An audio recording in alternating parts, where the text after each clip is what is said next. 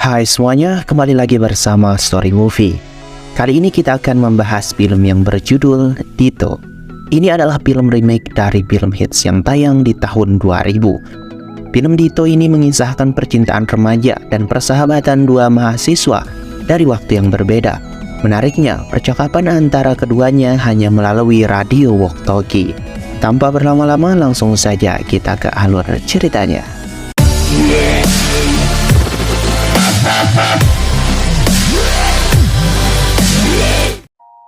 Awal film memperlihatkan seorang mahasiswa yang sedang mengendarai sepeda bernama Yong. Yong merupakan mahasiswa teknik mesin senior di kampusnya. Kini saatnya penerimaan mahasiswa baru. Yong diminta untuk membimbing juniornya yang bernama Hansol dalam masa orientasi kampus. Di hari itu mereka berjanji untuk bertemu. Kecantikan Hansol membuat Kim Yong terpana dan jatuh cinta padanya. Hansol yang akan bergabung dalam klub yang sama dengan Kim Yong meminta bantuannya untuk menemaninya berkeliling kampus, membuat mereka semakin akrab. Kim Yong menceritakan tentang perasaannya kepada Song, sahabatnya. Kim Yong lalu meminjam sebuah radio milik In Song untuk dibawa ke rumahnya. Karena jatuh cinta, Kim Yong selalu berusaha untuk terus dekat dengan Hansol. Begitupun Hansol yang sepertinya memiliki perasaan yang sama pada Kim Yong. Kim Yong yang sebenarnya tak pernah jatuh cinta, saat ini ia bimbang dengan apa yang dirasakannya. Namun tiba-tiba saja radio yang dia pinjam dari In Song terhubung dengan seseorang. Dia adalah Moni, seorang mahasiswa sosiologi dari kampus yang sama dengan Kim Yong. Namun sayangnya mereka tak saling mengenal. Kim Moni lalu mengatakan kalau dia sedang mencari narasumber untuk tugas mata kuliahnya. Kim Yong pun bersedia membantu Moni. Mereka pun membuat janji untuk bertemu di aula dekat kampus pada jam 12 siang. Keesokan harinya Kim Yong pun menunggu Moni. Sudah 2 jam menunggu namun Moni tak kunjung datang. Kim Yong yang kepanasan pun akhirnya memutuskan untuk pergi. Keanehan pun terjadi di sini. Di tempat yang sama Moni menunggu di bawah derasnya hujan. Dari smartphone yang dia genggam kita bisa tahu bahwa Moni bukanlah berasal dari tahun 1999. Kemudian temannya yang bernama Yongji menghampirinya dan mengajaknya untuk berteduh. Pada malam harinya, Kim Yong dan Moni kembali terhubung. Mereka berdebat tentang kejadian tadi. Moni mengatakan kalau dia menunggu di tengah derasnya hujan dan menganggap Kim Yong berbohong. Begitupun sebaliknya, Kim Yong bersikeras mengatakan kalau dia sudah menunggu selama 2 jam di tengah teriknya matahari. Keduanya pun sama-sama kesal. Dan ternyata memang benar, Moni berasal dari masa depan. Dia seorang mahasiswi di tahun 2022. Seperti menjelajah mesin waktu secara tak terduga, Kim Yong terhubung dengan Moni yang berasal dari masa depan. Untuk memperjelas semuanya, mereka kembali terhubung dengan radio. Moni mengatakan bahwa dia mahasiswi angkatan 2021. Kim Yong yang mendengar itu merasa Moni sangatlah aneh, lalu memberitahu pada Moni kalau sekarang baru tahun 1999. Mereka berdua meragukan satu sama lain, terlebih Moni yang menganggap Kim Yong sedang mengigau. Untuk memperjelas semuanya, Moni meminta Kim Yong menunggunya di bilik telepon kampus. Jika Moni tak kunjung datang, Kim Yong dapat meninggalkan pesan tertulis di bilik itu, dan Kim Yong pun menurutinya. Karena Moni yang tak kunjung datang, Kim Yong menuliskan sebuah pesan di bilik itu. Setelah beberapa saat, Moni datang dan melihat pesan dari Kim Yong. Dari situlah dia yakin bahwa Kim Yong memanglah nyata. Setiap malam mereka mulai terhubung dan mulai menceritakan kehidupan pribadi satu sama lain dan mengesampingkan keanehan yang terjadi. Kim Yong bercerita tentang dirinya yang sedang jatuh cinta dan Moni yang menjadi tutor cintanya. Moni mengarahkan tentang style yang harus Kim Yong kenakan ketika berkencan dengan Hansol, mulai dari rambut sampai ke pakaian yang menjadikan gayanya lebih tren dan berbeda dari biasanya. Moni dan Kim Yong semakin akrab melalui sambungan radio. Moni selalu mengarahkan Kim Yong ketika hendak berkencan. Semua saran dari Moni pun selalu dituruti Kim Yong. Berkat Moni, Kim Yong tak gugup dalam kencan pertamanya bersama dengan Hansol. Hari demi hari terus berlalu, Kim Yong dan Han Sol pun semakin dekat. Mereka melakukan hal-hal yang layaknya orang berkencan.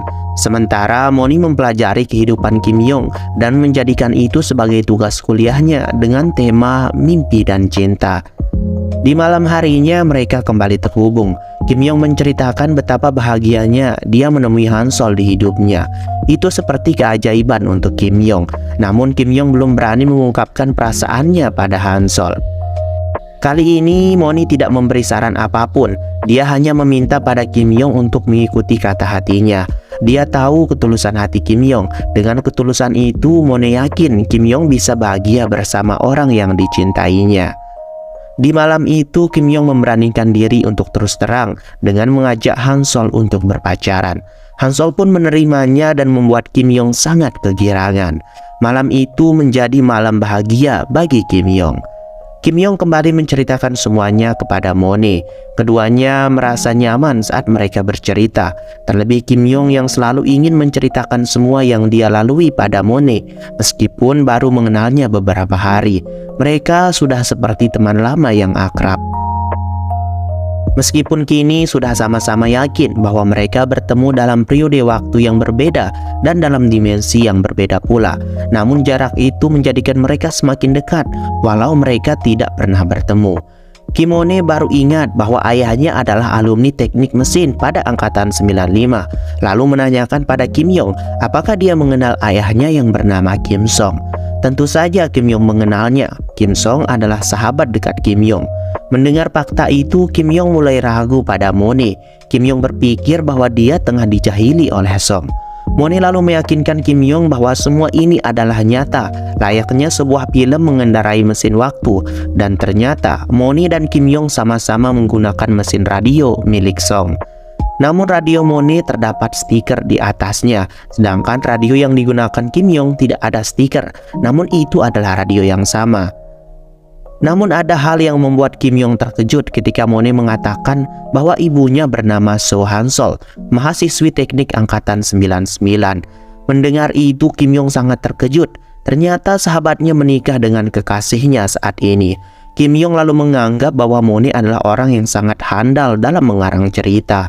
Kim Yong berusaha untuk tidak mempercayai perkataan Moni, meskipun awalnya dia yakin bahwa Moni benar-benar nyata. Moni kemudian masuk ke kamar orang tuanya dan ternyata yang dikatakannya adalah tidak bohong. Moni adalah anak dari Kim Song dan Han Sol. Perkataan Moni mulai mengganggu pikiran Kim Yong. Terlebih lagi ketika dia melihat kekasihnya bersama Song, membuat Kim Yong sangat emosi. Semenjak itu Kim Yong lebih agresif. Dia berusaha keras menjauhkan Han Sol dari En Song, sampai-sampai ia harus mengikuti Han Sol kemanapun kekasihnya itu pergi. Di malam itu Han Sol datang ke rumah Kim Yong. Dia melihat radio itu dan meminjamnya, namun Kim Yong berjanji akan meminjamkannya di lain hari. Dan sebagai hadiah dari Han Sol, ia menempelkan stiker foto mereka berdua tepat di sebelah kiri. Melihat itu, Kim Yong langsung teringat perkataan Moni tentang radio milik ayahnya yang terdapat stiker. Dengan perasaan yang tak karuan, Kim Yong akhirnya mempercayai perkataan Moni. Namun sulit baginya menerima kenyataan jika di masa depan kekasihnya berjodoh dengan sahabatnya sendiri. Sementara di dimensi lain, Moni mulai mencari tahu tentang Kim Yong. Sampai akhirnya dia tahu tentang fakta bahwa Kim Yong adalah cinta pertama ibunya. Moni kemudian bercerita pada Yongji tentang Kim Yong yang sekarang memutuskan kontak dengannya. Moni merasa sangat bersalah telah mengacaukan Kim Yong. Sementara di sisi lain, Kim Yong yang sedang tanding basket konsentrasinya buyar ketika melihat Han Sol dan En Song yang sangat akrab di tempat supporter. Dengan marah, Kim Yong mendatangi mereka dan Kim Yong langsung memukul Song. Kim Yong terus dihantui rasa takut jika ia dan Han Sol tidak ditakdirkan bersama, dan lebih menyakitkan lagi jika jodoh Han Sol adalah Song, sahabatnya sendiri. Kim Yong benar-benar takut dan berat harus menerima takdir yang seperti itu. Di tengah perasaannya yang kacau, Mono, kura-kura peliharaannya pun kabur di tengah derasnya hujan. Kim Yong akhirnya mencarinya, namun di persimpangan jalan, dia melihat Han Sol dan In Song yang sudah menemukan Mono. Kim Yong mulai sadar jika dia memiliki akhir yang bahagia bersama Han Sol, maka Monet tidak mungkin dilahirkan di dunia ini. Kim Yong menyadari jika hari-hari bahagianya dengan Han Sol ternyata hanya sesaat. Kim Yong tak mungkin mengubah takdir antara mereka berdua, karena Monet adalah bukti nyata bagi Kim Yong bahwa Han Sol dan Eun Sung memang berjodoh di masa depan. Sementara di sisi lain, Monet dengan rasa khawatirnya selalu berusaha menghubungi Kim Yong, namun tak kunjung ada jawaban. Setelah selesai kelas, Monet dihampiri oleh Yongji dan memberikan sebuah novel penjelajah waktu. Yongji yakin bahwa penulis novel itu adalah Kim Yong yang selalu diceritakan Monet. Yongji pun meminta Monet agar menemui Kim Yong dalam peluncuran novelnya. Dengan rasa tak percaya namun penasaran, Monet bergegas ke tempat peluncuran buku. Dan ternyata penulis itu memang Kim Yong yang sudah berumur 40 tahun.